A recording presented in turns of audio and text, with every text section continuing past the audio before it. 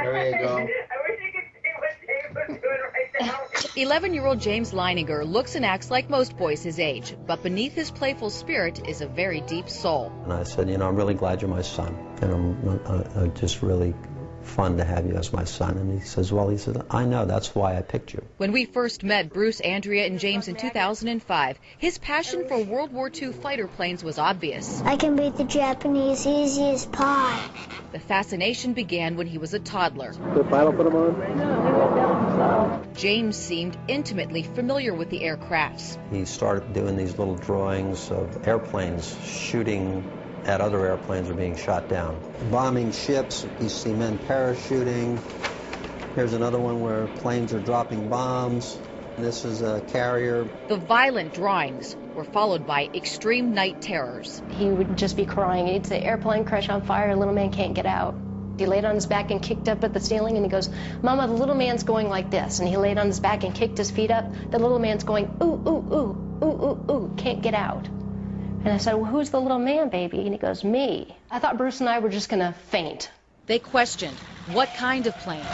Corsair. Why did your airplane crash? My plane was shot down. Who shot your plane? He looked at me like I was a village idiot.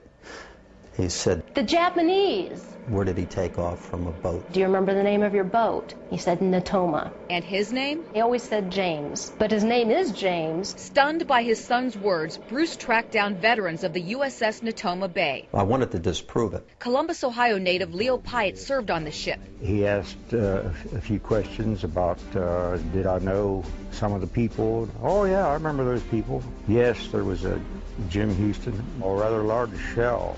Just hit him in the engine, and it burst into flames and went down. It was all real. James Houston, born and raised in the Midwest, was shot down over Chichijima, Japan. He got very quiet. The Leiningers were speechless again when James met Natoma Bay veterans and recognized them by name. You're Bob Greenwald. I'm serious. He'd never met Bob Greenwald. No, he'd never met him before.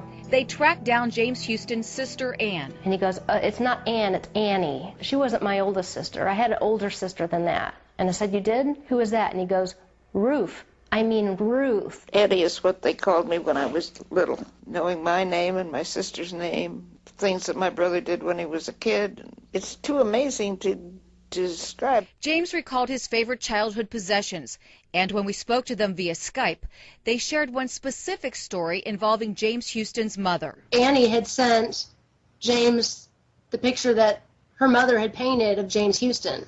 And when James got it, he called Annie to thank her, and he said, where's the one Mom painted of you? And so she went and found it and sent a copy, and later on she told us that no one in the world except her brother and sister knew that there was an identical picture of Annie when she was the same age. Amazing stories like that caught the attention of Japanese filmmakers.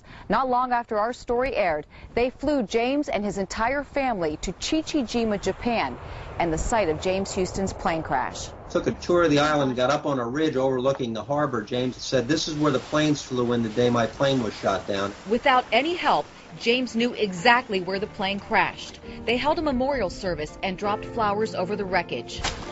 And James just got so emotional and just lost it. And it was just the most heart-wrenching thing. But when it was over, it was cathartic. It still gives me goosebumps to think that we actually got there and we were there and we were able to close the loop, especially for James, that it was something really important to him. And when they returned, the death and destruction pictures were replaced with this. There's dolphins and there's the Japanese ship has its flags flying. At James's urging, they put all of this and many more incredible stories on paper and published this new book, Soul Survivor. I hope that it helps people understand the meaning of how precious life is, how fast it can just blow away. The Leiningers say they aren't promoting reincarnation.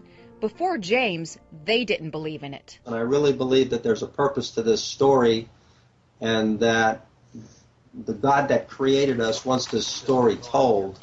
And I also hope that it opens people's eyes up to reincarnation.